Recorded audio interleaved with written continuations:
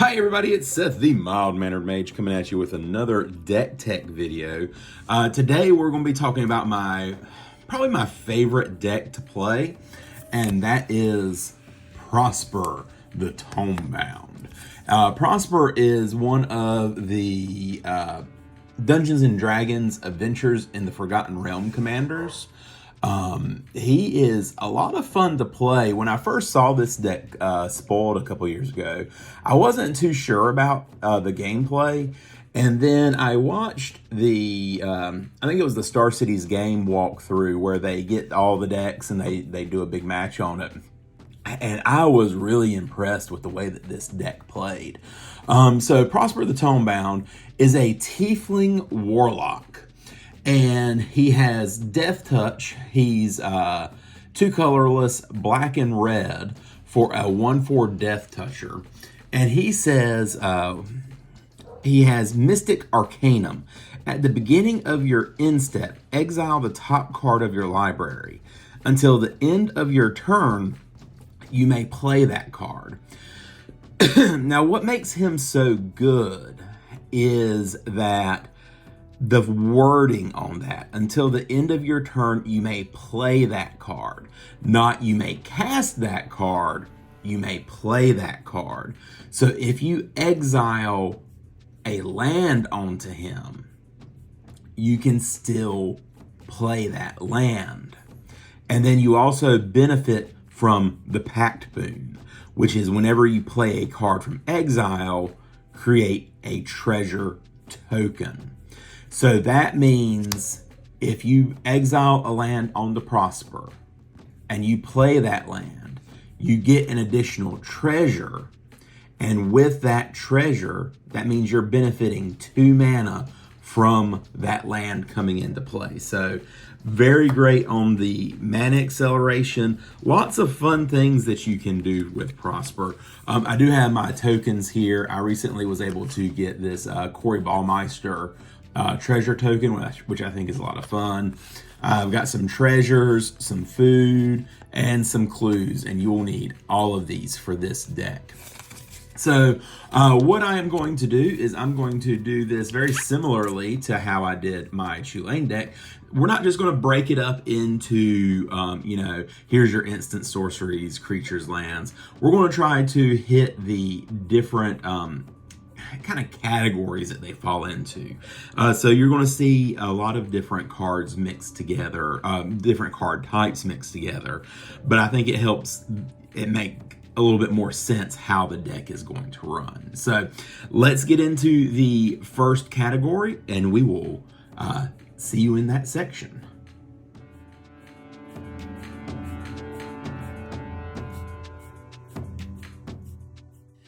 So the first thing that we want to do with Prosper is he likes exiling cards so that you can play those cards. So what are we going to do to get cards into exile so that we can play those cards so that we can reap the benefit of the Pact Boon so that you get treasure? So one of the first cards, and you'll notice too that there's still quite a few cards in here from the original set, the commander deck, just because I feel like they're good. They do their job and they help benefit this deck. So you can judge me for that if you want. Otherwise, like I said, I think these are good cards. The first card we have is Chaos Channeler, and Chaos Channeler says they have Wild Magic Surge. Whenever Chaos Channeler attacks, roll a d20, and then based off of your result, you get a benefit. If you roll a 1 through 9, exile the top card of your library. You may play it this turn. Again, there we go, benefiting off of Prosper. 10 through 19, you get to exile 2 cards. You may play them this turn. And again, it's using that key phrase, you may play, not that you may cast, but you may play. So that counts lands as well. And then if you get a nat 20, you get 3 cards and you can play them this turn. So that is a great addition in this deck. We also have a Chaos Wand. Chaos Wand is an artifact for 3. You're going to pay 4 to tap it, and target opponent exiles cards from the top of their library until they exile an instant or sorcery card. You may cast that card without paying its mana cost, then put the exiled cards that weren't cast this way on the bottom of that library in a random order. So this is a good way not only to cast cards in exile for free, which is really great, but you also get to target your opponent's deck. So if you know they've got some good stuff in it, might as well try to reap that benefit. One of the issues that that runs in red-black decks is mana ramp. Now, Prosper, with his effect of being able to play lands off of him and get treasure, doesn't really have the same mana issues that a standard Rakdos deck would have. But, you can still try to get those extra lands. If you know that you're playing maybe a green player or a Simic player, they're going to have those ramp spells. And then, whatever other fun stuff they might have in their decks. We also have a Tectonic Giant. Tectonic Giant is an elemental, 2 red and 2. Whenever it attacks or becomes the target of a spell an opponent controls, you can have him deal 3 damage to each opponent, or you get to exile the top 2 cards of your library, choose one of them until the end of your next turn. You may play that card. Again, keyword play, not cast. We also have the Fiend of Shadows. This is a vampire wizard, 3 colorless and 2 black, flying 3/3. Whenever it deals combat damage to a player, that player exiles a card from their hand. You may play that card as long as it remains exiled. So even if Fiend of Shadows disappears, you still get that effect. And I think that's one thing I forgot to mention on Prosper. You still have until the end of your turn to play that card, whether he's on the field or not. So that is another great benefit. I also like in this deck Gonti, Lord of Luxury. Aetherborn Rogue, 2 colorless and 2 black, for a Death Toucher 2/3. When Gonti, Lord of Luxury, enters the battlefield, look at the top 4 cards of target opponent's library.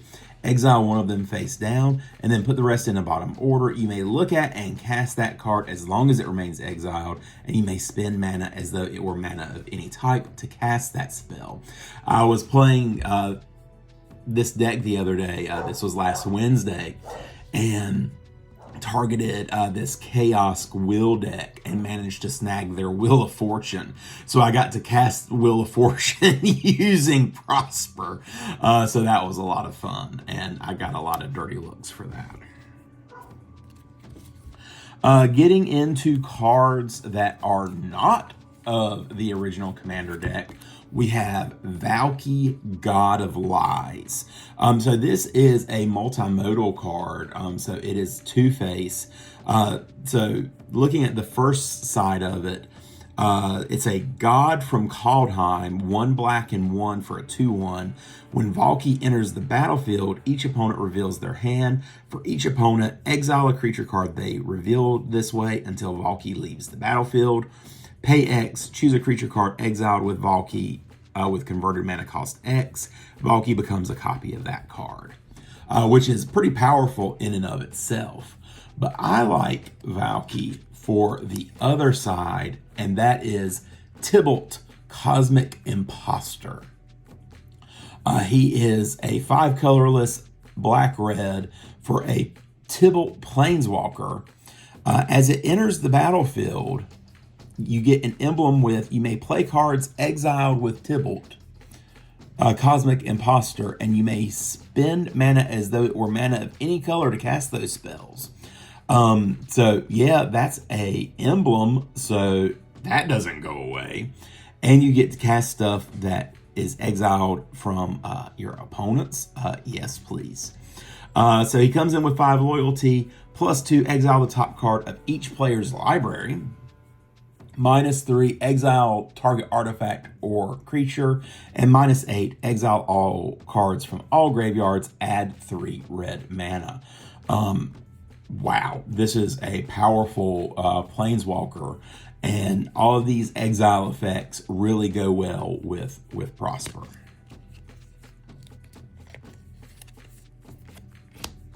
One of my favorite cards from this deck, and oddly enough, this is actually one of the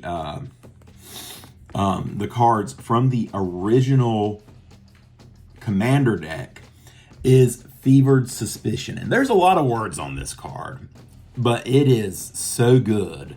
It is 6 colorless with black and red for a sorcery. Each opponent exiles cards from the top of their library until they exile a non-land card. You may cast any number of spells from among those non-land cards without paying their mana costs. This is almost like an Atali. So you get cards from the top of their library until they hit a non-land card, and you get to cast those from exile for free. So you're going to be casting in a pot of 4 3 cards, and you're going, with Prosper on the field, you're going to get 3 treasures off of that as well. And what makes this card so good is that it has rebound. So you you cast this spell from your hand. As it resolves, you exile it, and then at the beginning of your next upkeep, you get to cast it again. So for 8 mana, you're getting 2 casts of this card, and it is really fantastic and a really great way to steal some stuff from your opponent's decks. One of the new additions that I have added from the recent Phyrexia set is this Sword of Forge and Frontier. Now, I will say that this deck isn't really a swingy deck. We're not going to be doing a lot of attacking. You can. There's some good creatures in here, and there's some creatures that pack a wallop. And for those creatures, this sword really brings a benefit. Sword of Forge and Frontier from Phyrexia, all will be one. Equipped creature gets +2/+2, has protection from red and green. Whenever it deals combat damage to a player, exile the top 2 cards from your library. You may play those cards this turn, and you may play an additional land this turn. So again, keyword, you may play those cards. And you get an additional land out of it. I mean, come on, that is going to be, if you've already dropped your land, you get another land. If you pull 2 lands into exile, you get those 2 lands. Prosper on the field, you're going to get the token, the treasure token trigger. There is nothing bad with this card. Plus, you got protection from red, which has a lot of kill spells in it, and green, which there's some targeted removal with green. So I think this is a great addition to this deck. Another good card from the original Commander deck, Ignite the Future, red and 3, exile the top 3 cards of your library. Until your next turn, you may play those cards. It does have flashback. So flashback for a red and 7, you get to play it again, top 3 cards, but if you're casting it with flashback, you may play those cards this way without paying their mana cost. So for 8 mana, you get 3 cards for free.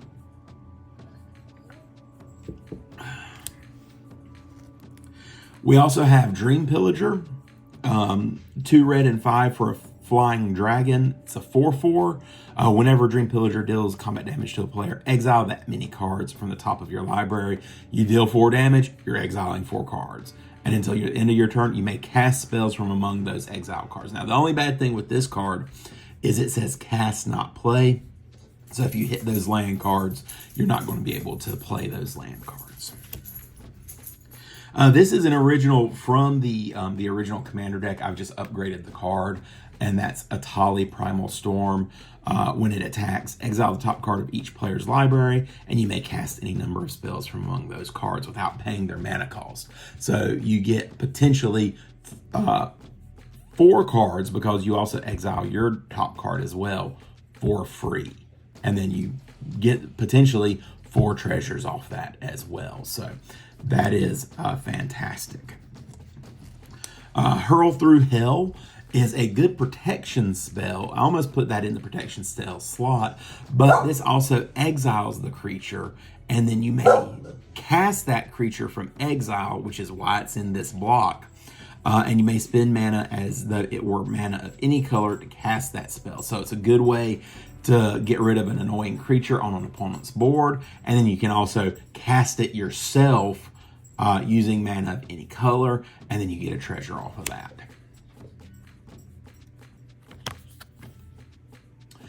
Is It Chemister? A hasty goblin wizard, red and 2 for a 1/3. Pay a red, exile target instant or sorcery card from your graveyard, and then a 1 in red, sacking to cast any number of cards exiled with him without paying their mana costs.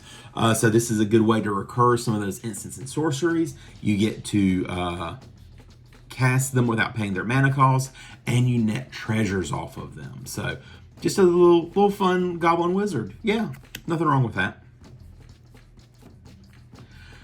This next card, yeah, I will have to apologize for it because it is terrible. It is mean. It is fantastic. And I have shut down many aristocrat decks with it. And that is, and I'm probably saying it wrong, Dolphy Voidwalker. It's terrible. It's horrible. I'm a bad person. I know. These things don't surprise me. 2 black for a Dolphy Rogue. Shadow can only be blocked by creatures with Shadow. If a card will be put into an opponent's graveyard from anywhere, instead exile it with a void counter on it. So that's discard, that's mill, that's creatures dying. Anything that puts cards into their graveyard, they exile with a void counter instead. Then you can sack Dolphy Voidwalker, choose an exiled card an opponent controls with a void counter on it. You may play it this turn without paying its mana cost. So tap and sack it to get a free card that was an opponent's, and they will give you really mean looks for the rest of the game. A card that's pretty standard in any red deck now, Jeska's Will. Such a fantastic card, worth every penny. It does fantastic things in Prosper. A red and 2 for a sorcery. Choose one. If you control a commander or as you cast this spell, you get to choose both, or you may choose both. I don't know why you wouldn't choose both. Add a red mana for each card in target opponent's hand, and exile the top 3 cards of your library. You may play them this turn. So you get red mana to cast spells that you're going to be exiling and getting treasures off of to cast more spells, to get more treasure. Yeah, this does some fantastic work in this deck, and it is such a fantastic card. A good way to help fuel your Prosper, Burji, God of Storytelling, from Kaldheim. This is our second Kaldheim god. Red and 2. Whenever you cast a spell, add a red mana. Until end of turn, you don't lose this mana as steps and phases in. Creatures you can control can boast twice during each of their turns rather than once. And I honestly cannot remember what boast does because I don't play this card for Burji. Instead, I play this card for Harnfell, the Horn of Bounty. Discard a card, exile the top 2 cards of your library. You may play those cards this turn. So this lets you really start digging through the deck, trying to find the answers that you need. And believe me when I say you will have plenty of cards in hand because you're going to be playing stuff from exile. You will keep a full grip pretty much. And then with some of the draw, actually I don't think I have any draw in this deck. But I mean, you will continually have cards. You're adding cards to your hand every turn. But you're not going to really be playing those cards because you're going to be exiling cards, and you're going to be playing those cards instead because you're going to get treasure off of it with Prosper. So you might as well, exile your hand to get cards that you can play. Another original from the Commander deck, you find some prisoners. Red and 1 for an instant, choose 1, break their chains, destroy target artifact, or interrogate them. Exile the top 3 cards of target opponent's library. Choose one of them until the end of your next turn. You may play those cards, or you may play that card, and you may spend mana as though it were mana of any color to cast it. So either way you use this card, you're going to get a good result. Got an annoying artifact? Destroy it. Need some cards in exile? Get them exiled. So this is a good either way instant card. Another new addition from a recent set, we have Urbrask, Heretic Praetor. Haste for a 2 red and 3 colorless 4/4 Phyrexian Praetor. He is a hasty boy. At the beginning of your upkeep, exile the top card of your library. You may play it this turn. So again, fueling Prosper, exiling cards, making treasures. And then at the beginning of each opponent's upkeep, the next time they would draw a card this turn, instead they exile the top card of their library. They may play it this turn. So that card stays in exile, and if they don't play it, it stays in exile, and they can't play it. Just a good way to kind of help slow them down so that they can't hold on to important cards that they need to cast later. So this is a fun little addition, a little annoying for your opponents. Another card original to the Commander deck, Dire Fleet Daredevil, a human pirate, 1 red and 1 for a first striking 2/1. But with the Dire Fleet Daredevil, when it enters the battlefield, exile target instant or sorcery card from an opponent's graveyard. So you get to plunder something from an opponent's graveyard, and you may cast it this turn with mana of any color. And then if that card would be put into a graveyard this turn, exile it. So you get to steal something from a graveyard, cast it. If Prosper's on the field, get a treasure, and then that card goes away, so they can't try to recur it from their graveyard later. Commune with Lava is also another fun deck. Exile the top card of your library. 2 red and X for an instant. Exile the top X cards from your library until the end of your next turn. You may play those cards. I like casting this on my opponent's end step so I can exile a bunch of stuff, have Prosper on the field, have a fresh pool of mana to play with, and it is a great way to refill your treasures.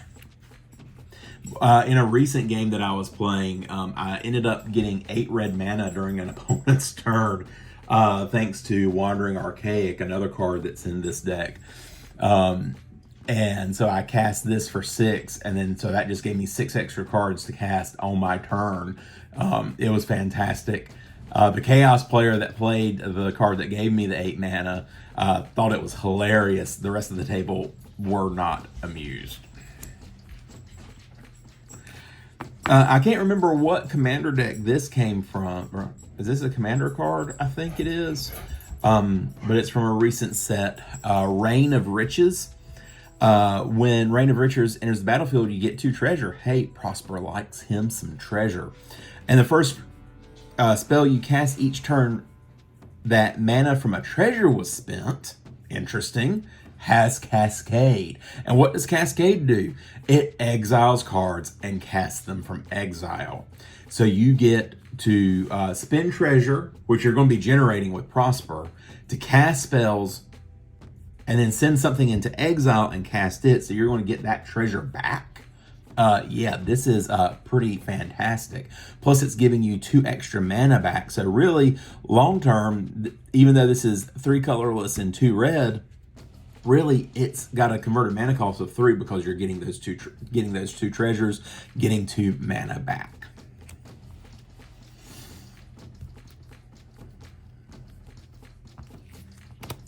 Another addition to this card to this deck is Wheel of Fate. Suspend for 1 in a red. So you cast this card for 1 in a red, and you exile it with 4 time counters on it. At the beginning of your upkeep, remove a time counter. When it is last removed, cast it without paying its mana cost. So you're casting it from exile. Each player discards their hand, and you get a full grip of 7. So, you get fresh cards that way. If you're not really having any gas in your hand that you need, this is a great way to get rid of those cards and then refill them. Wild Mage Sorcerer, again, an original card from the original Prosper deck. Red and 3 for an Orc Shaman. The first spell you cast from exile each turn has Cascade. So if you got something big in exile that you can cast, then you get Cascade. So you're going to get a card, a treasure for casting a card from exile off of Prosper, and then Wild Magic Sorcerer will trigger, allowing you to cascade. So you're going to get an additional, spell into play and another treasure off of it. So this is a great way to help you accelerate, get some cards on the field, and do some more things. And then the last card in this set, another original to the Prosper deck, is Light Up the Stage. Red and 2, exile the top 2 cards of your library. Until your next turn, you may play those cards. Again, keyword play. You can play them. That means you get that land off of it. But it also has Spectacle. You may cast this spell for its Spectacle cost rather than its mana cost if an opponent has lost life this turn. So if you've got a way to ding an opponent, then you can cast this spell for 1, and then you exile the top 2 cards. Nothing wrong with this card.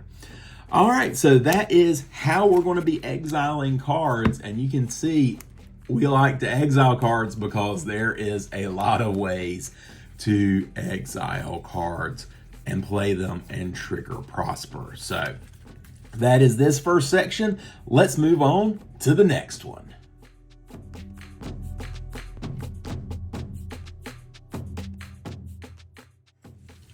So for our next section, I've reserved this for a special set of cards. I'm sure you'll be able to find the theme in it very quickly. Previously, we were talking about how we're going to exile cards so that we can trigger Prosper and get treasures, and that was the main focus. But this section of cards also does the same thing, but again, these are very special cards, and let's see if you can find the theme. The first one is Chandra, Torch of Defiance. This is the best Chandra, in my opinion.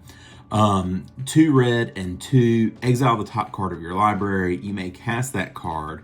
If you don't, Chandra, Torch of Defiance deals 2 damage to each opponent. Again, exiling cards, triggering Prosper. +1, again, add 2 red mana. 2 extra mana to do things with, that is always a welcome addition. -3, Chandra deals 4 damage to target creature. Good way to get rid of an annoying creature that might be on the battlefield if it's at least 4 toughness. And then -7, you get an emblem with when you cast a spell, this emblem does 5 damage to any target. Wow. Like I said, not a bad mode on this particular Chandra at all. She fits the exile theme. She gives you mana, and if you can ult her, being able to deal 5 damage with a spell is fantastic. The next card is Chandra, Dressed to Kill. 2 red and 1. This is from one of the Innistrad sets. I believe it is the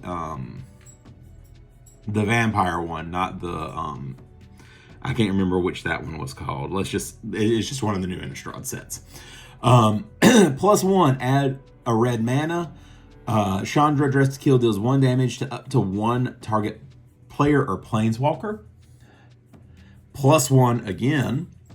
Exile the top card of your library. If it's red, you may cast it this turn.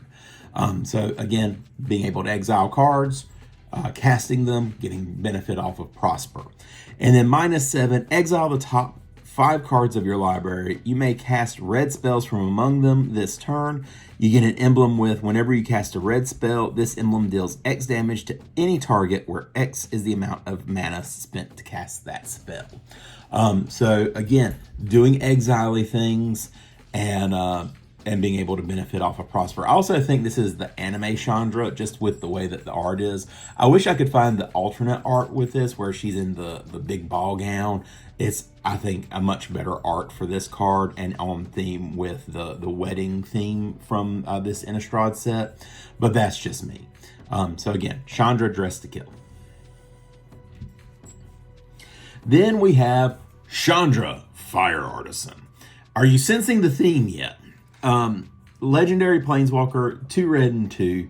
Whenever 1 or more loyalty counters are removed from Chandra, Fire Artisan, she deals that much damage to target opponent or Planeswalker.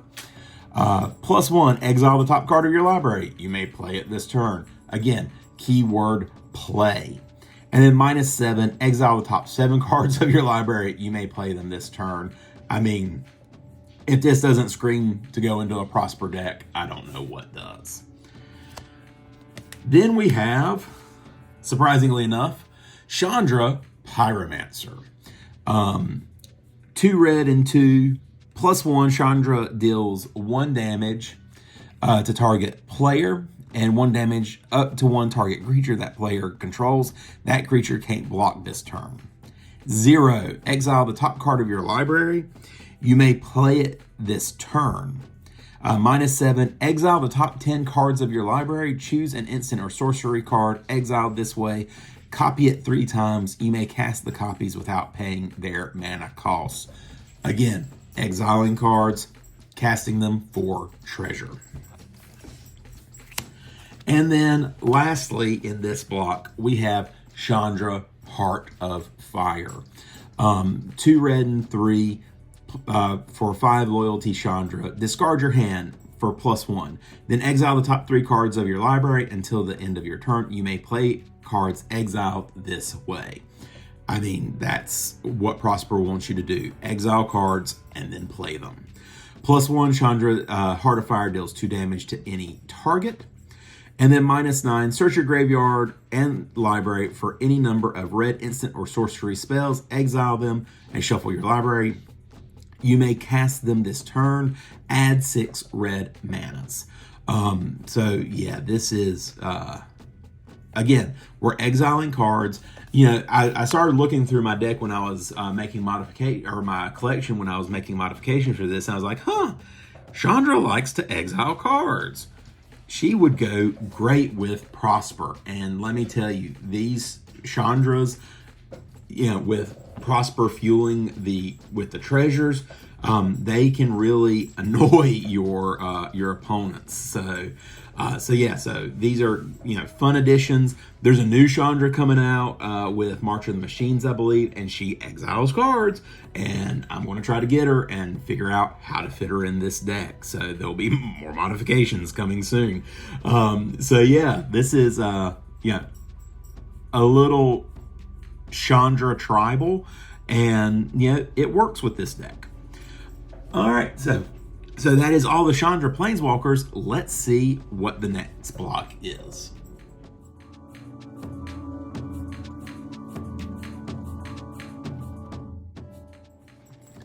The next block of cards really aren't that exciting. These are just the artifacts that we use. You're going to see a lot of Commander staples in this deck in terms of artifacts.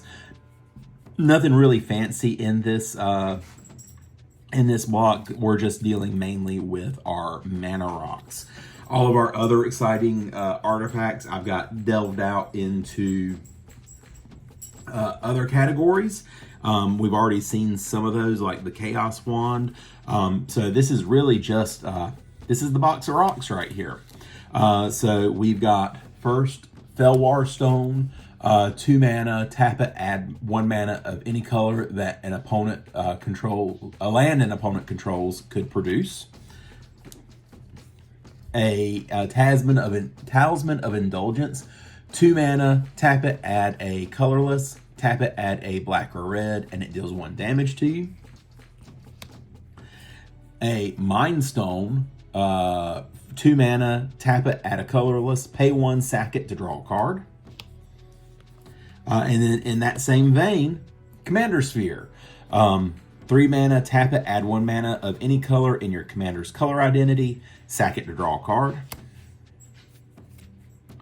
Rakdos Signet, 2 mana, pay 1, tap it, add black and red. Pay 1 for a Soul Ring to add 2 colorless mana. And then the last one, pay 2 mana for an Arcane Signet. Tap it, add 1 mana of any color in your commander's color identity. I'm glad they decided to make this a commander staple. It was originally printed, I think, in the Brawl decks from Thrones of Eldraine. So I think it's a very good add. So this is just all your extra mana producers. So there you go. Let's take a look at the next block.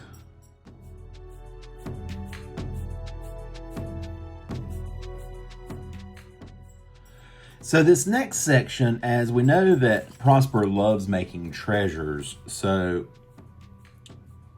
what else are we going to do to make treasures in this deck? So the first one is our Grim Hireling. Grim Hireling is a black and 3 for a Tiefling Rogue. Whenever 1 or more creatures you control deal combat damage to a player, create 2 treasure tokens. Pay a black, sack X treasures. Target creature gets -X/-X until end of turn. Activate only as a sorcery. So this not only is a good way to give us treasures, but it gives us an alternate use for treasures other than just mana production. And you can use that to weaken your opponent's creatures if you're going to be trying to do some swinging. We also have Pirate's Pillage, red and 3 for a sorcery. As an additional cost to cast Pirate's Pillage, you do have to discard a card, but you get to draw 2 cards and create 2 colorless treasure artifact tokens. So this gives you, for 4 mana, not only 2 cards, but you get to make some additional treasures. A recent addition to this deck is the Professional Facebreaker.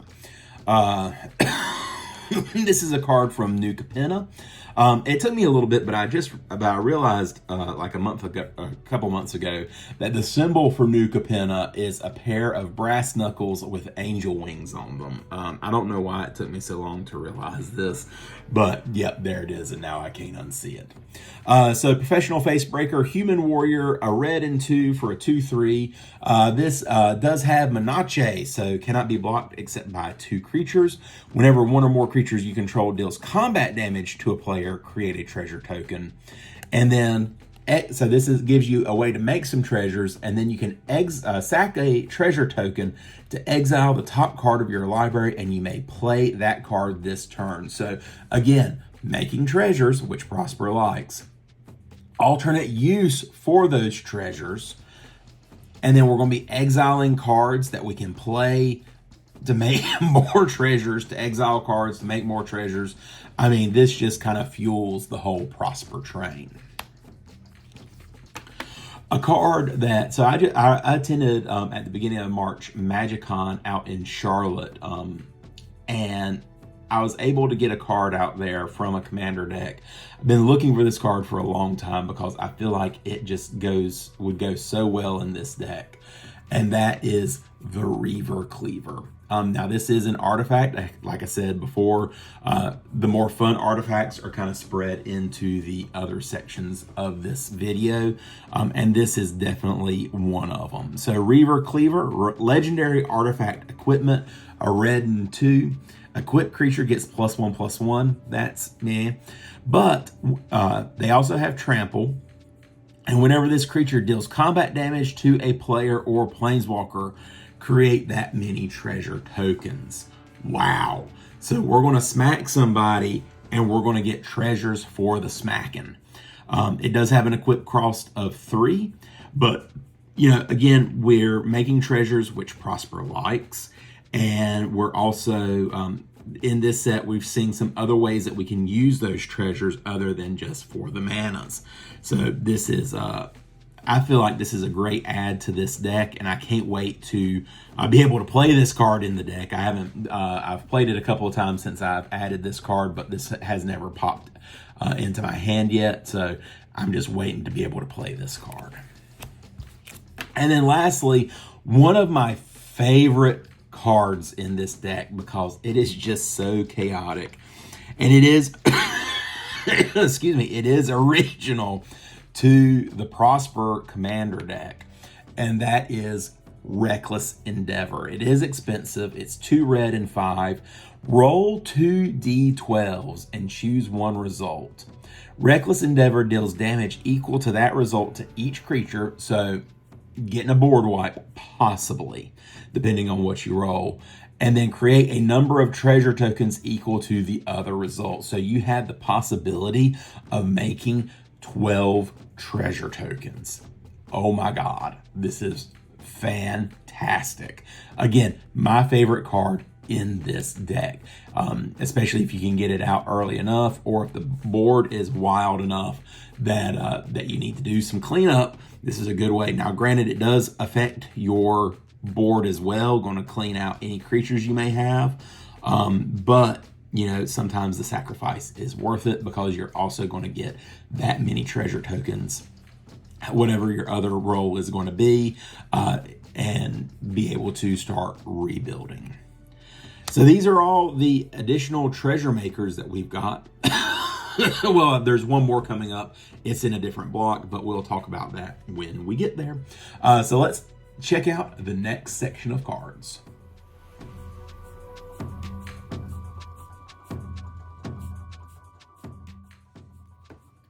This section is all about protection. So what are you going to be doing to protect your board, yourself, when things start getting out of hand on your opponent's boards? So first we have Consuming Vapors. Target opponent sacks a creature, and then you gain life. So it's a good way. Now, granted, the opponent gets to choose the creature, but it's a way for you to get some life and hopefully lessen an opponent's board state. It also has Rebound. So you exile it, and then you get to cast it from exile at the beginning of your next upkeep. So you'll get a treasure off of it if Prosper's on the board, and you get to make an opponent lose another creature. We also have a good old-fashioned Terminate. So destroy target creature. It cannot be regenerated. This one's a little chaotic, and it's in the name, and that is Chaos Warp. So the owner shuffles into their library. Owner of target permanent shuffles it into their library, then reveals the top card of their library. If it's a permanent card, put it into the battlefield. So good way to get rid of a big threat. I've actually Chaos Warped like a treasure token to go get an extra something onto my battlefield. So this is a good way to kind of sow some chaos and roll the dice, and hopefully not make a big problem a worse problem. Also in here, we have a good old-fashioned Rakdos Charm. Exile all cards from target player's graveyard. Played a lot of Aristocrat decks, and this is a good way to get those cards out of their graveyards. You can destroy an artifact, and then each creature deals 1 damage to its controller. Then we have a Seb McKinnon Damnation. So again, just a nice Wrath. Clean out the board, start from anew, and then start rebuilding. Also have a Blasphemous Act for those boards that get out of control. A red and 8. It costs 1 less to cast for each creature on the battlefield, and it deals 13 damage to each creature. We also have a Vandal Blast in here. So you can pay a red to destroy an artifact you don't control, and then you can overload it for red and 4 to destroy each artifact you don't control. I was playing this deck, and one of my opponents was playing a Necron deck, and they were just getting out of control. And so I was able to pretty much use this as a board wipe against their deck, and then slow them down enough that we could pull out a win on them. And then lastly, the last protection spell that we've got here is a Bedevil. 2 black and red, destroy target artifact, creature, or planeswalker. Very versatile. I also think, yep, this is Seb McKinnon art as well. But this is a very versatile card because it hits 3 things and you can destroy one of those 3 things. All right, so that is everything in the Protect Yourself block. Let's check out the next section.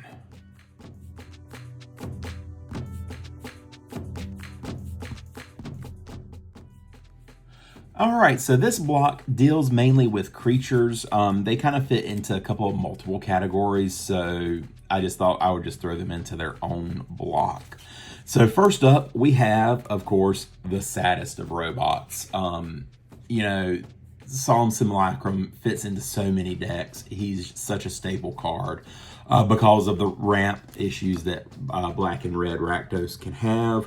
You know, this gets you a land right away, and then when he dies, which you want him to die, you get to draw a card. I mean, can't really say much more great things about the saddest robot. Fantastic add to this deck is Wandering Archaic, because again, you know, being able to basically copy spells your opponents control if they don't pay the tax of 2, especially if they're casting ramp spells, that's great. I was playing this against a Chaos wheel deck, and they cast, I can't remember the name of the card, but it's where you get mana, red mana off of the number of lands that your opponents have tapped. I think maybe Mana Geyser or something like that. Correct me in the comments because I feel like that is wrong. But he was able to cast that, but not able to pay the 2. So I got a copy of it and was able to cast one of my exile spells. I think it was Commune with Lava, that gave me 6 extra cards to play on my turn. And he thought it was fantastic because, again, playing Wheel Chaos, but my opponents were not amused.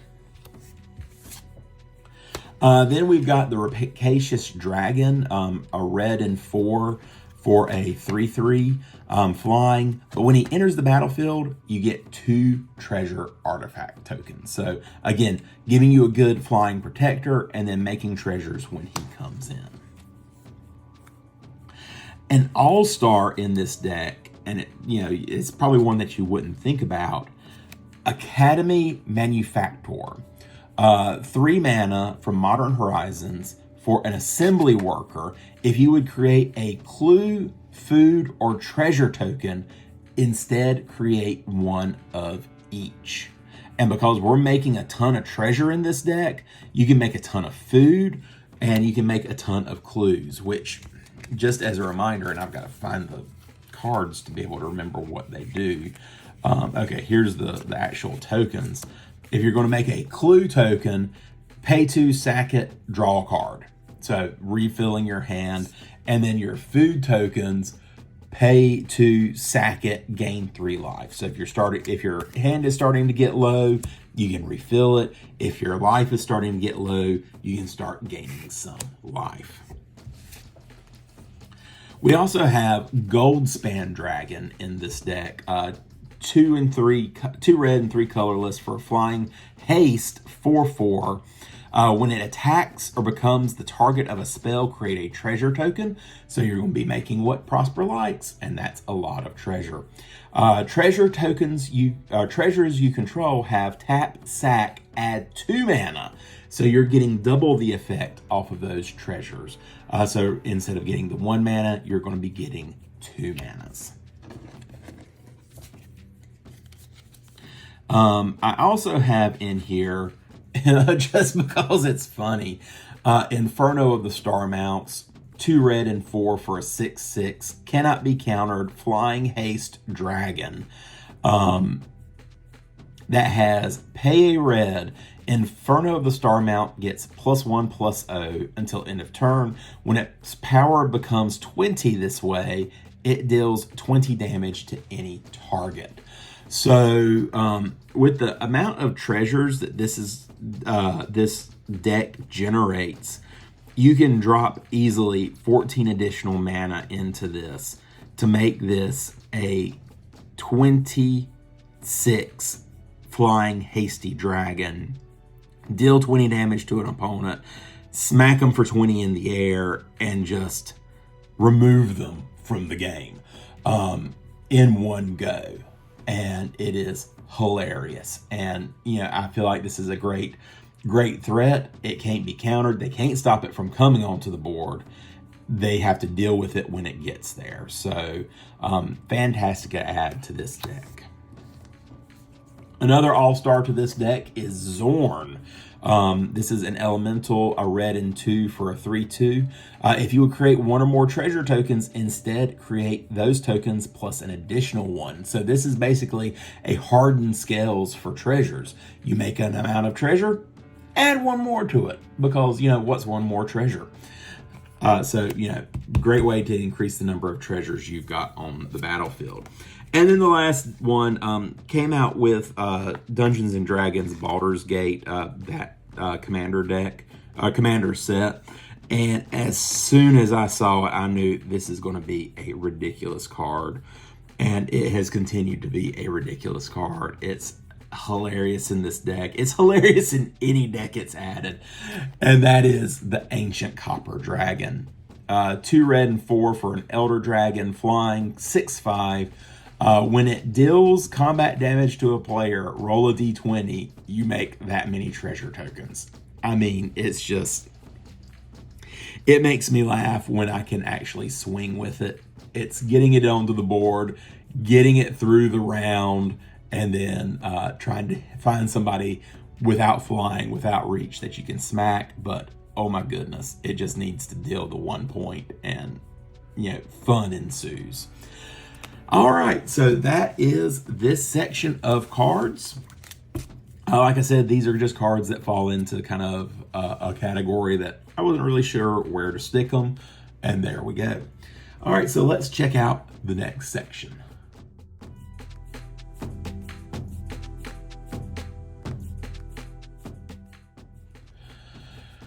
This group of cards, and it's a very small group of cards, as you can tell, we've gone through a lot of them so far.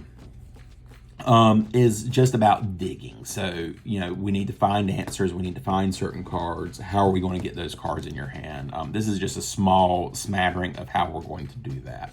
The first is a Phyrexian Arena. At the beginning of your upkeep, you draw a card and lose 1 life.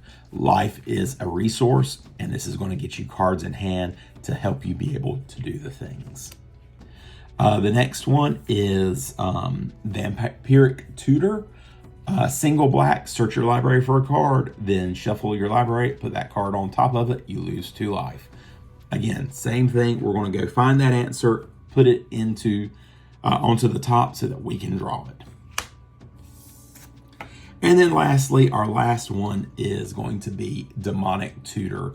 Black and 1 for a sorcery. Go find a card and put it into your hand. So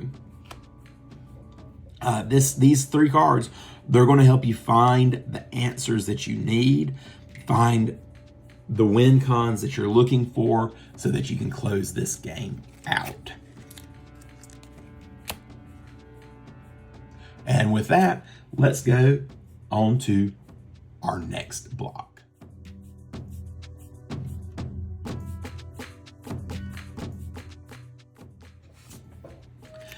So you may be thinking to yourself, Seth, or Mild Mannered Mage, how are we going to close this thing out?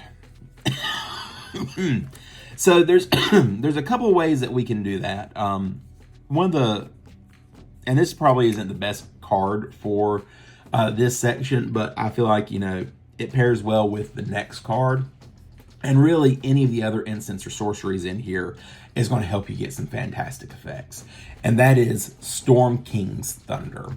So 3 red and X, when you cast your next instant or sorcery spell this turn, copy that spell X times. You may choose new targets for those copies. So I've actually done this with, you find some prisoners and I made a buku of copies of it and did destroy artifacts for a big board wipe of artifacts, copying Reckless Endeavors a couple of times. This is just a great way to fuel some big spells. And if you can pull it off and cast Storm's King Thunder with this next one, it's going to guarantee you a win. And that is Torment of Hellfire. This is the big one. This is the big game ender. The last game that I played Prosper with, that I closed out and won, I was able to cast this for 25. So 2 black and 25. Repeat the following process X times. Each opponent loses 3 life. That's right, Frizzle, you tell them. Each opponent loses 3 life unless that player sacks a non-land permanent. Hey, Frizzle, come here. Sorry about that. Frizzle just wanted to add in her thoughts to this card. Each opponent loses 3 life unless that player sacks a non-land permanent or discards a card. And, casting it for a low number is a great way to take care of some annoying things and just, poke your opponents. But if you can get into the 10s, the 20s, the 30s, I may have cast this for 40 something because I could. Yeah, that's going to be game over for your opponents. There's no way they're going to bounce back from that. Another great, really game ender or really maimer is this Marionette Master, and it is original to the Prosper deck. 2 black and 4 for Human Artificer with Fabricate 3. When this creature enters the battlefield, put 3 1/1 counters on it or create 3 1/1 colorless servo artifact creature tokens. Whenever an artifact you control is put into a graveyard from the battlefield, target opponent loses life equal to her power. Hey, guess what's an artifact? Treasures. You get enough treasures with Marionette Master and you're just going to start shotgunning people for 4. I never choose the servos. I always choose the counters and just start shooting people in their face. Because, yes. So even if, you can Torment of Hellfire for a bunch, pumping a lot of treasures into it, and then using Marionette Master to just kind of go through and lower people's life totals before Torment even resolves. I mean, this is a fantastic card. This is a beast of a card in this deck. And the last, win con that I've got in here, and it's a given, just given the card, and that is Revel in Riches, black and 4 for an enchantment. Whenever a creature an opponent controls dies, create a colorless treasure artifact token. At the beginning of your upkeep, if you control 10 or more treasures, you win the game. And I've actually gotten this to go off like 3 or 4 times. The funniest was I cast Revel in Riches, had it on the board, and then I cast Reckless Endeavor and pretty much wiped the board. Had like 20 treasures. Everybody's just kind of looking at me, and I just told them, like, if you got enchantment removal, now's the time, because my next upkeep, I'm going to win. And I just sat back. And there wasn't anything that they could do. I was able to defend myself enough and won off of the Revel in Riches trigger. So those are a couple of good ways to be able to win off of this deck. And let's move over now into our last section.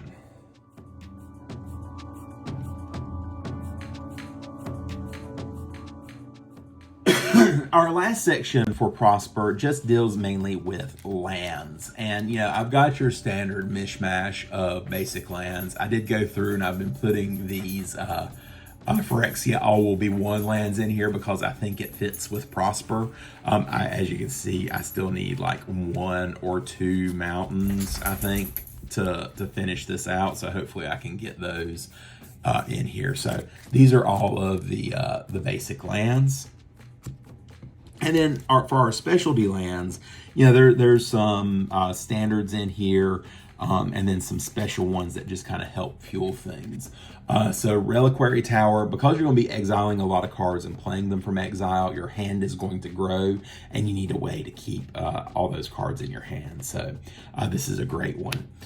Fabled Passage is just a better Evolving Wilds. I like to try to put this in every deck that I can. So good way to go get the land that you need. Command Tower is a must, just because it does whatever you need it to do. And then we've got our standard 2-color cards. Smoldering Marsh, can tap for whatever. Blood Crypt as a shock land. And then we also have Black Cleave Cliffs, which is new from the Phyrexia All Will Be One. And then we also have from Kaldheim, Seer Step Pathway. It's modal, so you can either play it for the red side, or you can pull it out and play it for Blight Step Pathway as a black land. And then lastly, some of the really special lands that we've got in here. Mortuary Mire. Even though it enters the battlefield tapped, it lets you put target creature card from your graveyard on top of your library. So if one of your important creatures gets killed, or something that you need to keep utilizing in a particular game, this lets you pull it back from the graveyard so you can draw it again, or put it into exile so you can cast it again. Bajuka Bog is always good, so that you can exile an opponent's graveyard. I was playing a game against a buddy of mine, and he Factor Fiction and Craterhoof was in one of the piles, and he ended up not taking that pile, and he was like, oh yeah, there's ways that I can recur Craterhoof with this deck back to the battlefield or back to hand. And then on my next upkeep, my draw was a Bajuka Bog, and I ended up exiling his graveyard for the good of the table, because Craterhoof that's a game ender. And he was very salty. He understood completely, but he was like, ah, man. So that's a good card to have in here. Another great land card is going to be the Treasure Vault. Tap it to add a colorless, but then you can pay XX and sack it to make that many treasure tokens. So being able to fuel those treasures, getting so much extra mana out of this land, fueling some of those X spells that you need. This is a great land card to be in here. And then lastly, I've got the combo piece, Urborg and Cabal Coffers. So make everything a swamp, pay to create or make all lands a swamp, in addition to their other types, and then pay to add a black for each swamp you control. So that's a great way, again, for some of these big X spells to be able to fuel things to make them even bigger so that you can win the game. And that's it. This is my Prosper deck. Let me know what you think. Give me a like, give me a follow, give me a subscribe. Hit the bell to let me so that you know that when I post new videos. You know, let me know what you'd like to see. Let me know what your comments are on this deck. I know it's not like a CDH level. I don't play that type of commander. I'm in it for the fun. I like to do dumb stuff. So, additionally, we are going to give away 2 Magic Arena codes, and here they are. So I'm not a big arena player, so I hope one of y'all can make use of these codes in Arena. So here I will leave them up so that you can grab them. Hopefully that will be enough time. And that's it. I hope that y'all have enjoyed this video. Let me know in the comments what you think. Let me know what you'd like to see on this channel. In the meantime, this is Seth, your Mild Mannered Mage, wishing you all a fantastic rest of your day, and we'll see you next time.